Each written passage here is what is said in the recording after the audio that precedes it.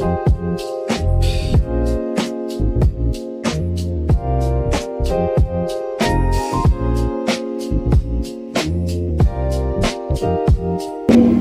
kesempatan pagi hari ini diwakili oleh anggota fraksi PDIP Bapak Ferdinandus Wato.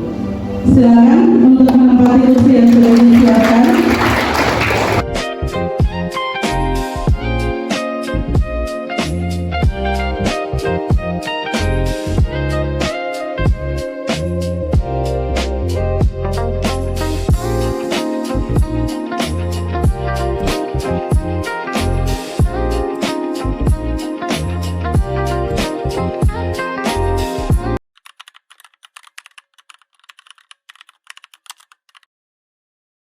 Pers sebagai saluran aspirasi rakyat, etika komunikasi politik, dan netralitas media di tahun politik. Kayaknya ini yang terakhir ini, netralitas media di tahun politik. Kami minta Pak Nando omong secara transparan, terbuka,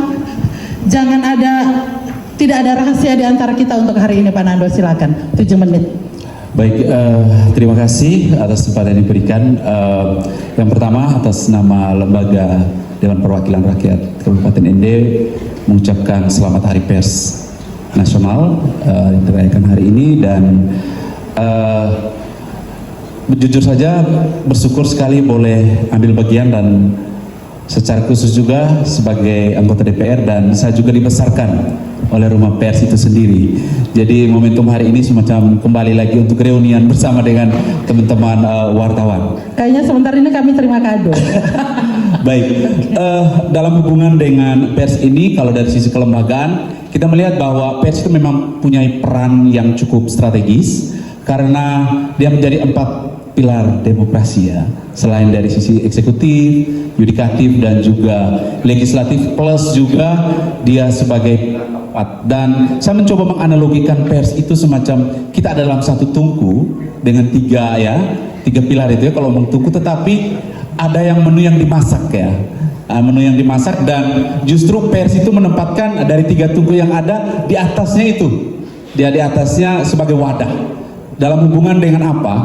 Karena di situ justru menu-menu yang ada dari ketiga lembaga tadi itu justru dimasak melalui pers untuk menyampaikan dalam kaitan dengan penyampaian informasi publik dalam hubungan dengan informasi. Dalam hubungan dengan ini secara kelembagaan, kami melihat bahwa pers itu sebagai ruang atau wadah untuk memberikan informasi yang ada secara kelembagaan, berbagai kegiatan kita di kelembagaan dalam hubungan dengan kebijakan.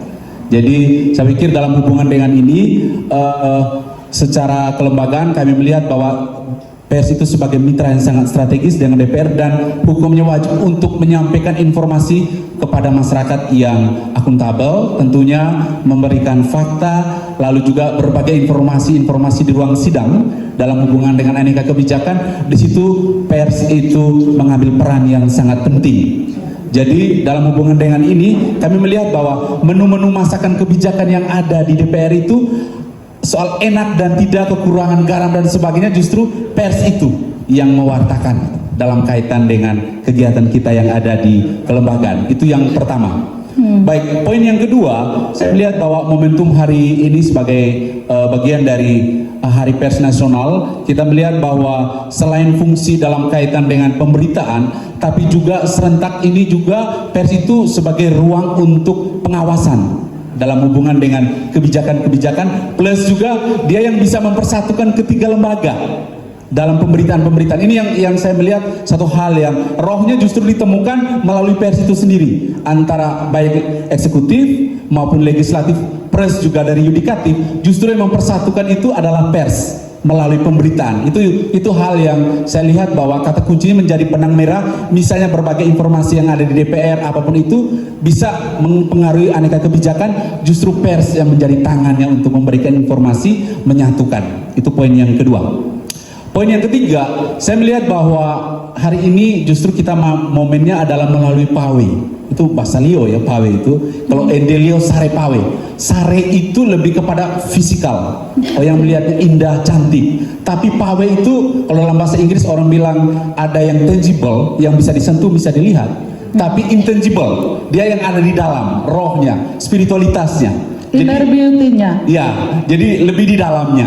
Nah, karena itu saya pikir di momentum hari ini secara kelembagaan kita melihat bahwa pawe itu saya mencoba menganalogikan dengan kata P. Yang pertama itu pencerahan gitu. Pers itu harus bagaimana mencerahkan, berarti ada yang gelap sebelumnya. Bagaimana mencerahkan melalui informasi-informasi yang ada, saluran aspirasi di masyarakat. Nah, dalam kaitan dengan ini, jadi dia harus sifatnya berimbang tuh. Tidak hanya dia bersekongkol dalam tanda kutip pemberitaan dari level kebijakan yang 3 tadi, tetapi juga menu masakan yang utama itu ada di rakyat.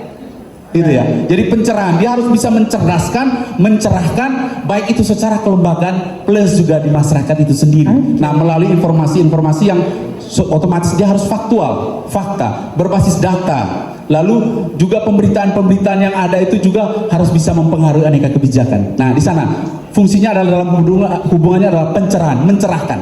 Itu yang P. P yang kedua, yang berikutnya adalah A. A itu aksi gitu kan. Jadi saya mengapresiasi atas nama kelembagaan bahwa kita pers itu tidak hanya sebatas kulit tinta, memberitakan, menyampaikan, tapi juga ada aksi lain. Yang mana dalam kurang lebih 2-3 hari ini kami mengapresiasi langkah-langkah teman-teman komunitas PAWE itu tidak hanya menulis tetapi juga aksi nyata langsung, misalnya dengan penanam pohon atau juga membuatkan talk show ataupun juga kegiatan-kegiatan yang lain. Selain dari sisi pemberitaan, bagian dari roh itu sendiri untuk mewartakan tapi juga melalui aksi nyata. Baik, yang ketiga itu W itu warga. Warga dalam kaitan dengan ini karena ketika kita omong soal 4 pilar demokrasi oleh dan untuk rakyat. Jadi warga ini kan sinonimnya dengan masyarakat. Jadi alangkah baiknya juga dalam hubungan dengan ini secara kelembagaan sebagai wadah wahana aspirasi masyarakat, keberpihakan pers itu juga harus jelas dalam kaitan dengan bagaimana mengangkat isu-isu warga, dan itu harus juga dilihat dalam konteks di Flores ini isu yang lebih hangat itu apa. Ini juga harus dilihat di ND itu apa, misalnya angka misalnya human trafficking gitu kan. Lalu jadi ada isu global, isu nasional, ada isu regional dan isu lokal. Nah, bagaimana benang merah ini harus diambil dalam hubungan dengan peran pers itu sendiri. Misalnya kita di ND, sejauh mana misalnya informasi-informasi dalam skala program nasional tentang BGN misalnya, tentang isu soal misalnya angka kekerasan terhadap anak, plus juga misalnya saat ini yang lebih hangat isunya misalnya yang lagi diangkat soal perubahan iklim, sejauh mana mengambil peran terhadap isu-isu itu. Serentak juga misalnya berkenaan dengan isu yang juga cukup tinggi di ND itu misalnya tentang ramah anak yang lagi hangat saat ini, omong soal misalnya gantung diri ini, tapi sejauh mana mengambil peran informasi berkenaan dengan desa itu. Poinnya dalam hubungan dengan warga sebagai ruang salur aspirasi. Dan yang terakhir itu adalah E, artinya etika. Gitu kan. Jadi pers juga memberikan ruang tapi ada etikanya kan dalam hubungan dengan ini. Pemberitaan jangan sampai lepas saja begitu, tetapi dampaknya dan impactnya, misalnya tadi disampaikan oleh pemateri sebelumnya, harus diblur dulu. Lalu menyampaikan nama orang itu kan tidak mungkin langsung dengan nama panjangnya, tapi ada etika-etika hal yang menurut saya ini juga penting dalam hubungan dengan itu. Itu yang mungkin dari sisi kelembagaan kami melihat bahwa pers itu mempersatukan, mencerahkan, tapi juga ada ruang-ruang yang menarik juga untuk pencerahan kepada kita semua. Mungkin itu untuk sementara. Baik, Pak Ananda tahan dulu, harus adil. Tetap harus ada satu pertanyaan dari saya. Ini terakhir ini, netralitas media di tahun politik. Kemudian satu lagi ada WA yang masuk, Kak Ocha coba infokan ke DPR soal pengawasan. DPR sendiri tugasnya mengawasi, terus pers juga mengawasi. Ini siapa mengawasi siapa ini? Bisa kasih pendapatnya. Baik, jadi ada 2 poin berkaitan dengan netralitas dan pengawasan. Ya, dalam hubungan dengan ini memang bicara soal fungsi dan tugas dalam kaitan dengan netralitas, apalagi menjelang misalnya tahun-tahun politik yang ada, itu kita tidak bisa lepas pisah bahwa pers itu punya nilai masing-masing dengan punya tujuan dan visi misi yang berbeda di setiap pers itu sendiri, ya dari rumahnya masing-masing, dan itu pun juga tidak bisa lepas dari kontrol dari pemilik pers itu sendiri. Oke. Jadi dalam hubungan dengan ini, pada prinsipnya adalah netralitas itu dalam hubungan dengan kegiatan politik, demokrasi itu, saya pikir menyampaikan fakta dan data itu sebagai bagian dari netralitas itu sendiri, sebenarnya menjadi tadi tugas dan tanggung jawab pers itu sendiri. Lalu berkenaan dengan fungsi pengawasan, saya pikir secara kelembagaan kita open dan terbuka, dan ini juga akan kami lanjutkan sebagai bagian dari aspirasi. Yes. Mungkin juga sebagai RKTL, bolehlah kalau kita menjadi ruangnya kerjasama untuk berkenaan dengan bila perlu ada MOU khusus ya, dalam kaitan dengan program-program misalnya kebijakan yang ada di DPR, misalnya sejauh mana tentang APBD yang ada di Kabupaten Ende itu transparansi dan terbuka. Biar yang hoax-hoax itu bisa di-clearkan. Ya, gitu. jadi itu yang mungkin juga menjadi fungsi pengawasan dan juga informasi keterbukaan kepada masyarakat.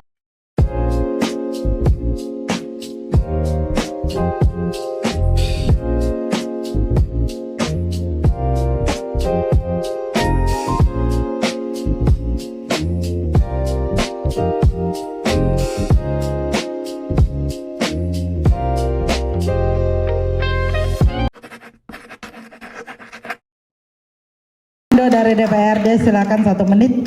Baik, cukup 3 kata yang saya coba analogikan. KKN untuk pers itu sendiri, yang pertama, K itu kolaborasi, jadi saatnya kita untuk momentum kolaborasi. Lalu yang kedua itu K itu soal ada keterlibatan dalam hal berpartisipasi dalam berbagai macam isu, terlibat dan di mana saja. Tadi menarik ya, dia harus ada di mana-mana begitu. Keterlibatan. Dan N itu adalah netralitas sebagai bagian dari independensi dari pers. Jadi KKN kolaborasi, habis keterlibatan dan netralitas. Sekian. Baik, siap. Tidak nepot.